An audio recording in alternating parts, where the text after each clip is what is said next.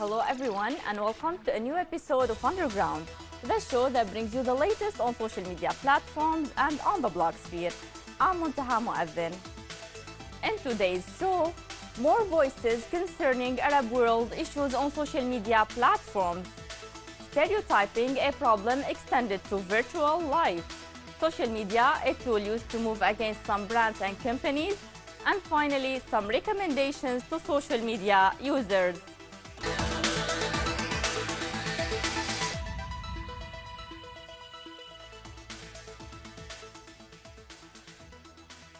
We're starting today's show with a video created by Kharabish.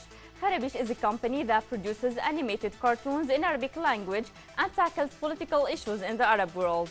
This specific video tells the story of Bahrain. Take a look.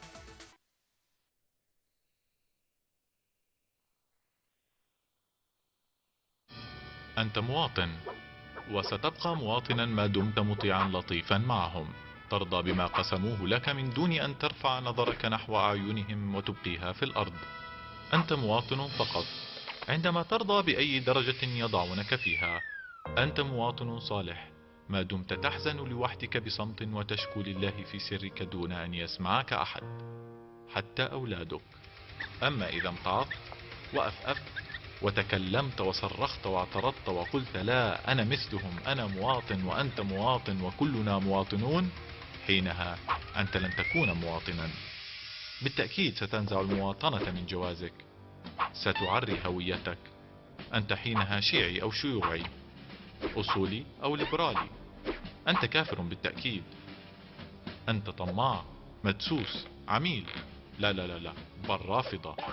ليس لك مكان في الهواء. سنحرمك الحرية لأنك طلبتها. كيف تطلب ما كنت تملكه؟ الحرية كالسلطة، لا تطلب بل تعطى. أتسخر منا؟ ستسجن لأنك فاسد.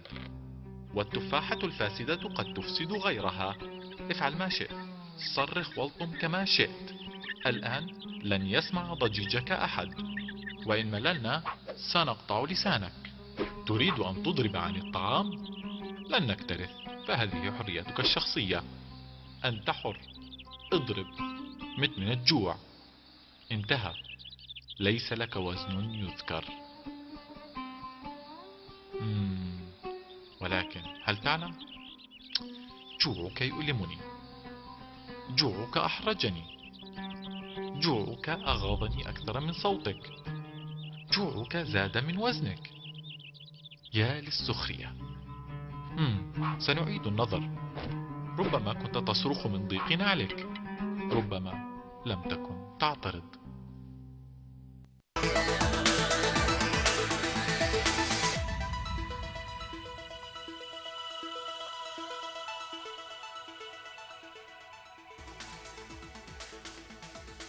Our next video for today is a call from a little girl who has a wish.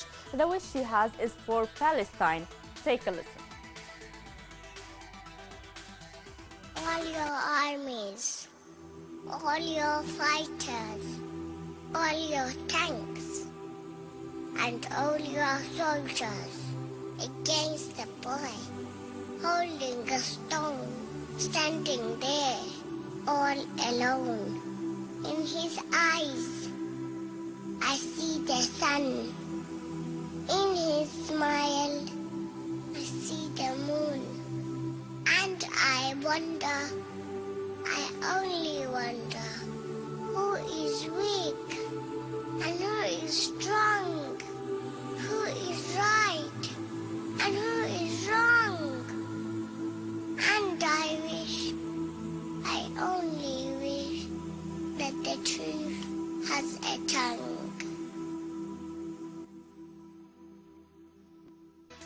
Now, many developments occurred last week between Russia and the US, one of which is the American spy, another is Kerry's visit to Moscow, and lately the bilateral talks about Syria. This video by the American activist Topher Morrison summarizes this event. Take a listen. Now, in developments abroad, the new Secretary of State John Kerry suffered a very public and embarrassing snafu in Russia. Today it was revealed after his trip to Moscow that a third secretary at the U.S. Embassy in Moscow, Ryan Fogel, was arrested by Russian counterintelligence FSB after attempting to recruit a Russian intelligence agent to work for the CIA. His offer was potentially millions of dollars plus bonuses for specific information.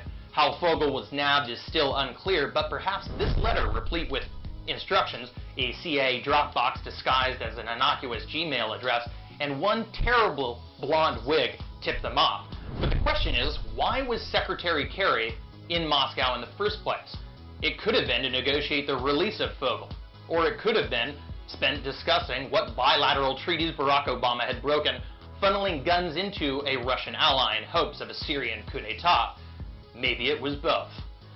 But what this highlights, for anyone paying attention that is that U.S. embassies are, at all times, potential extensions of U.S. clandestine operations. As the Wall Street Journal noted with respect to Benghazi, the U.S. non-consulate was, quote, diplomatic cover for a CIA annex nearly a mile away and their gun-running operation, which unfortunately for 4 Americans may have backfired. The Americans were not disavowed, but a rescue mission was obviously not an option either. Next time someone tears down and burns a U.S. flag at some embassy abroad, let's not ask why and start asking the right questions.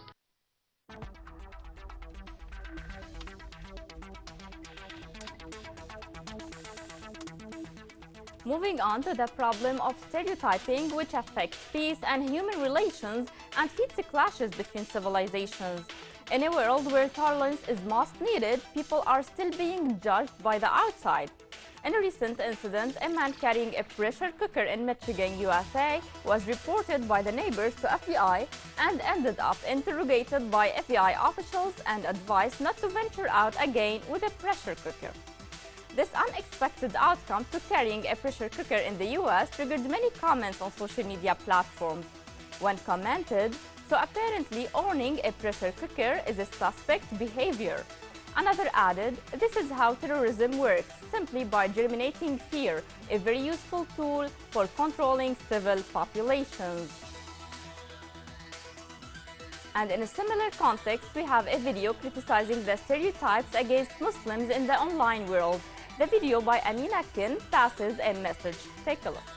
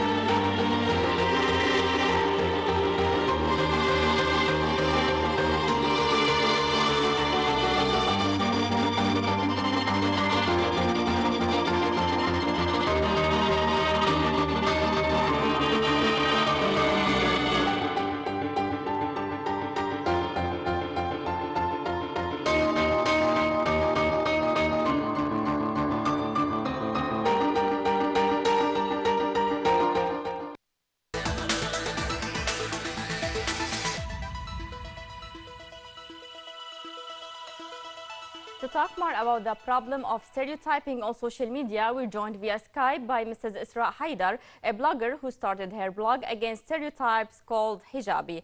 Welcome, Ms. Haidar, to the show. Stereotypes exist not only in the physical world, but online, according to recent studies. What is your take? Definitely. Stereotypes don't only exist in the real world. If so, they exist more in the online world because people have the ability to share their stereotypes or to share the ideas that they have about others through social media in a very, very fast way. And studies have shown that people also try to show the things that they have or that they believe in on social media platforms, And they also try to share the stereotypes that they have in the real world on social media platforms as well. Can you give us some examples?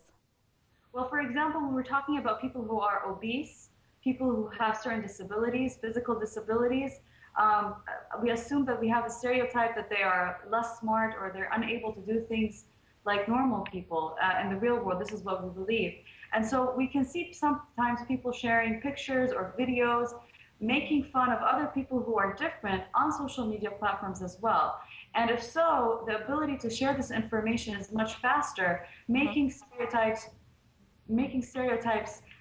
having the ability to be shared even faster than a normal Okay. media. Out of your own experience, do you see an increase in the usage of stereotyping on social media versus what is used in real life?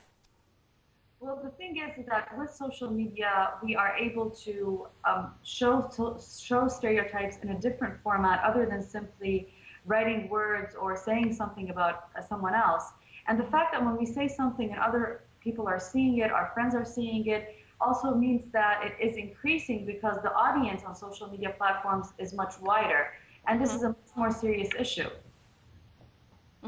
Okay, as a blogger who tackles the stereotypes, what can you tell us about your own experience regarding this? Well, blogging, first of all, it allowed me to have my own voice, and it allowed me to express myself and to break stereotypes against veiled women or women from certain criteria in society. And by simply sharing stories or describing the situation that I was going through, I was able to reach a global audience. So even though stereotypes did exist on social media platforms, we are able to break stereotypes using social media as well. And so my blogging experience allowed me to break stereotypes through reaching this global audience and reaching as many people as possible. Do you have like a community or international community that deals with the stereotypes too that you got in contact with via your blog maybe? Yes, well, because I started my blog, I was able to get introduced to different blogs that are also breaking stereotypes on different issues.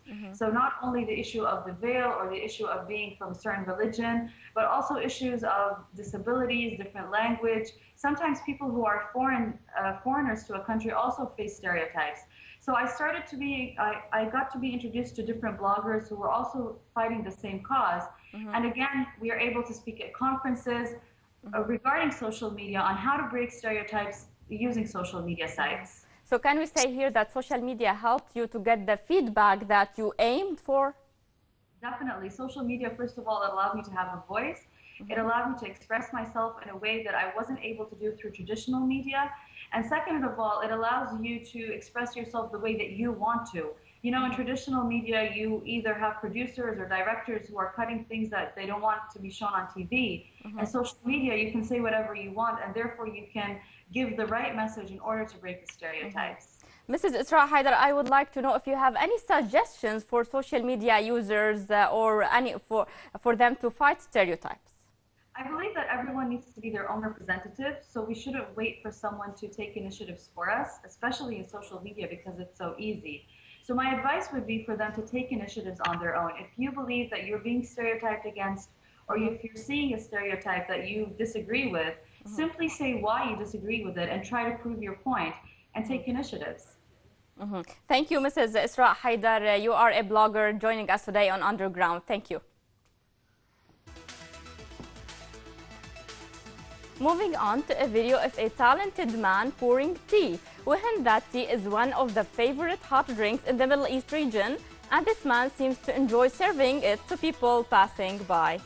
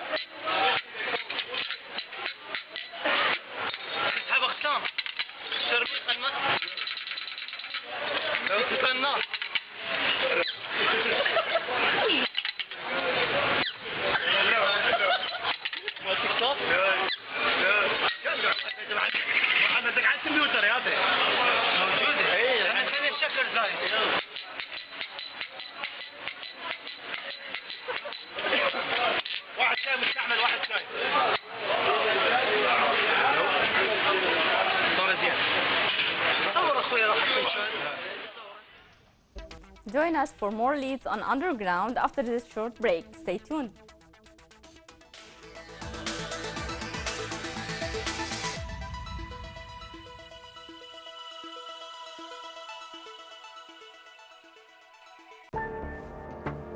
Pollution and climate change, medicine manipulation, genetically modified food, the destruction of wildlife, and corporate exploitation. These are all part of the new terrorism threatening our future. Eco-terrorism, global awakening to a world under threat.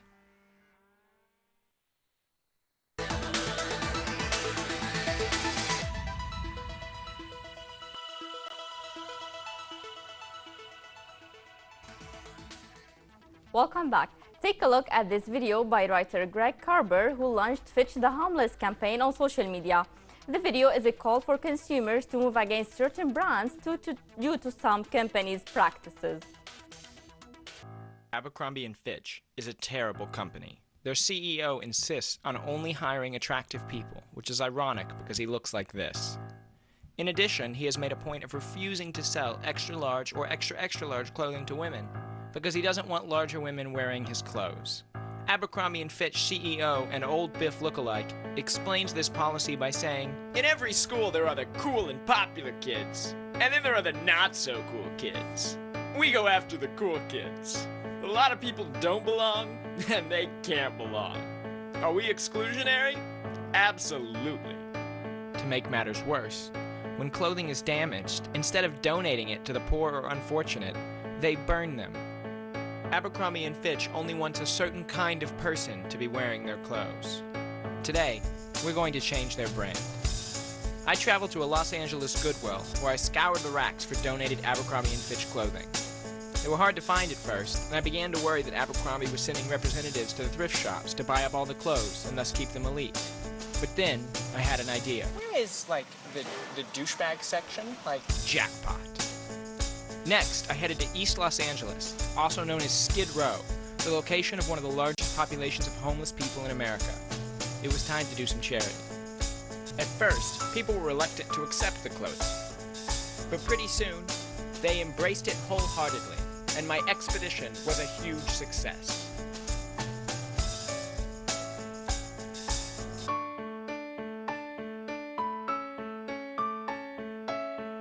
But I'm just one person, and I can't clothe the homeless or transform a brand by myself.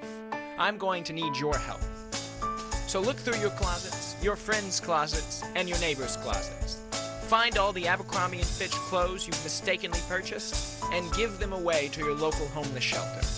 Share what you're doing on Facebook and Twitter, or Google+, if you're actually using Google+. Hashtag Fitch the Homeless. Together, we can make Abercrombie & Fitch the world's #1 brand of homeless apparel. In a similar context, we have a new phone app allowing users to identify products used by questionable companies. The Boycott phone app helps users boycott companies and groups, as well as other corporations they choose to. More on this video by the Young Trucks YouTube channel. There is a new app that's been created to allow people to identify whether or not the products they're purchasing has any type of relation to the Koch brothers or Monsanto or any other organization that they're against. This app is known as Boycott, and it was created by a freelance programmer by the name of Ivan Pardo. And right now they're having some issues with it because so many people are trying to download it at once that their site is crashing. They said that about 10 people per second are trying to download the app. But the way that it works is you go to a grocery store, for instance, and you scan the item using the barcode, and it will bring up any information about that product that, you know, might indicate the Koch brothers are tied to it or Monsanto is tied to it. So I love that a lot of people are downloading it, but I'm also worried that they're not going to be able to purchase anything.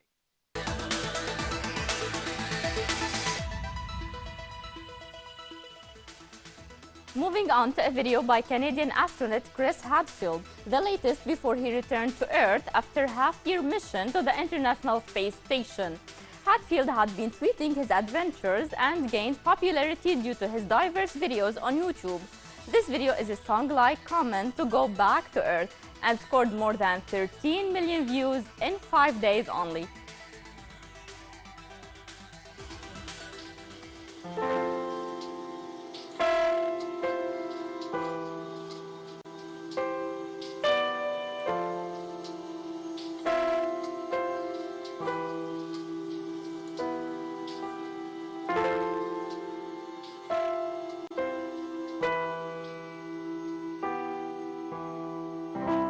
Ground control to Major Tom. Ground control to Major Tom. Lock your Soyuz hatch and put your helmet on. 10. Ground control to Major Tom. 7. 6. Commencing countdown, engines on. 3. 2. Detach from station and may God's love be with you. Moving on to a video which marked one of the most shocking police brutality videos of recent years. The story began after police in California responded to a call about domestic violence. The video shows how officers kicked down the door of the reported home and then electrified the man and his wife, who screamed in agony.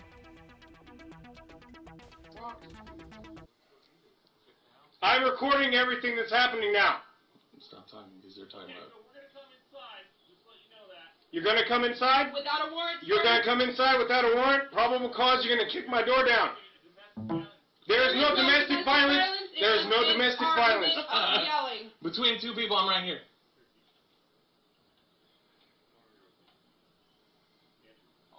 They're going to arrest you, dude. They're going to fucking shoot us. Oh, yeah, How many children are in the house? There's one child in the house and one is playing outside. Officer, there's one child. Why are you guys not coming out? Why are you not coming out? Because we don't live in a police state, sir. Martial law has not been established in this country.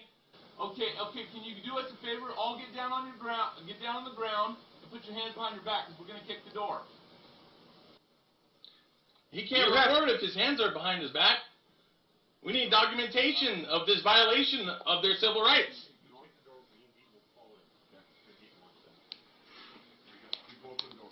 Stay away from the door, sir. He's got his hand up. You're going to kick my door. You kicked my door down. You kicked my door down. Get on the ground. You kicked my door down. Yes, we did. Get on the ground. No, you have no right to be in here. You have no right to be in here. You have no right to be here. You have no right to be in here. Do not touch her. You are assaulting her.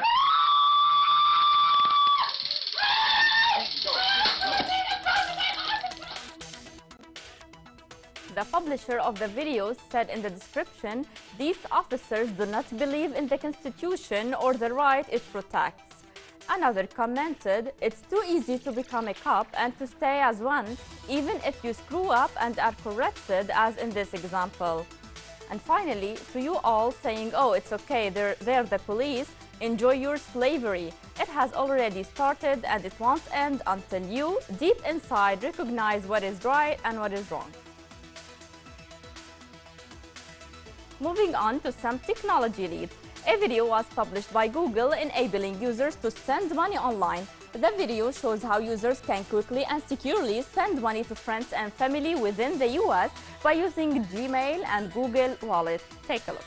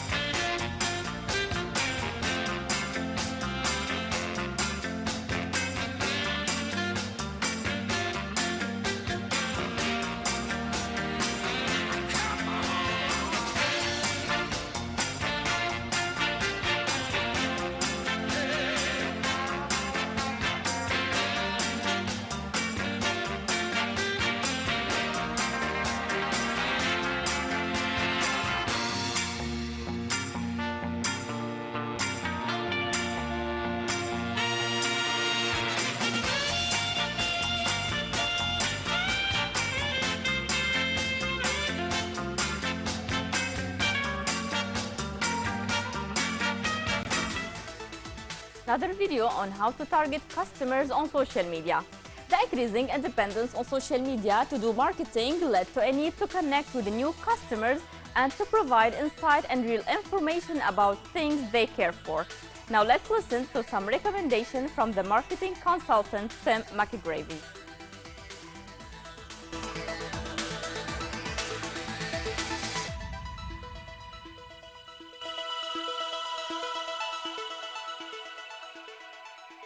Is your target audience using Facebook and Twitter? If the group of people that you want to network with, if they're using Facebook and Twitter, well, wouldn't you want to be part of that group too? It only makes sense. How do you know if your target audience is on Facebook and Twitter? It's really pretty easy. All you have to do is go to Facebook or Twitter and search. They both have search tools, so you can search the kind of topics that your target audience would be interested in hearing about. You'll definitely find Facebook pages, and you can click on those pages and see the kind of conversations and see the number of people that are talking about things relevant to your target audience. You know, Facebook and Twitter, although they're mentioned a lot in tandem, they're actually two very different applications. And often different kind of people gravitate to Twitter versus the ones that gravitate to Facebook. The kind of content that you would post on Twitter is also not the same as what you would post on Facebook. Facebook, for example, the method of building your group of followers and friends on Facebook is on a permission basis. It's through the like button. So every time someone clicks the like button on your page, then they become part of your group. Twitter, on the other hand, is wide open. You can hop on Twitter right now and start communicating and tweeting, and everything that you put out into the Twitter sphere, it's for the whole world to see. Facebook, on the other hand, it can be a lot more closed. People have the option of blocking you from seeing their page if you're not a friend. Also, the kind of content that you're going to see on Facebook is often more involved. You'll see a lot more videos, you'll see a lot more photos. Twitter, on the other hand, is a lot faster, and the messages are shorter and a lot more concise. So really, at the end of the day, do you really need to be on Facebook and Twitter? It's really about the numbers. Look at how many people are using Facebook and how many are using Twitter. It doesn't really matter if I told you that there's 50 million people using Facebook or 50 billion people using Facebook. It's really about your target audience. It's not hard to get started. You can get started right now. So go find your target audience and get started.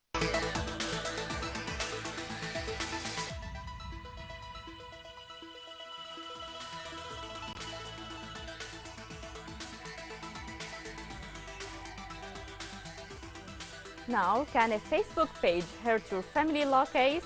Lauren McLean, a family lawyer, advises clients to close their social media accounts before trials. Let's take a listen to his argument. I'm Lauren McLean. Today on Q&A, our question is my Facebook page going to hurt my family case? We advise all of our family law clients to close their social media accounts. Let me tell you, no one has ever won a family case because of his or her Facebook page. For those of you going through family breakup, please don't post foolish comments and pictures on social media like Facebook. Foolhardy postings on social media become immortalized on the internet and remain there as ticking legal time bombs waiting to destroy your family law case. Don't post anything on social media sites such as Facebook that you wouldn't be comfortable having a judge see or hear during your family case, because trust me, they will. Damaging social media posts can be used to provide a court with a bird's eye view into your character that can lead to nasty results for you, like a loss of time with your children in a child custody case, a large money damages award against you for bad-mouthing your spouse or invading their privacy, and even fines against you, or worse still, jail time for uttering threats when you're angry. Don't jeopardize your family case with social media foolishness. This was all on Underground for today. Many thanks for watching. Bye-bye.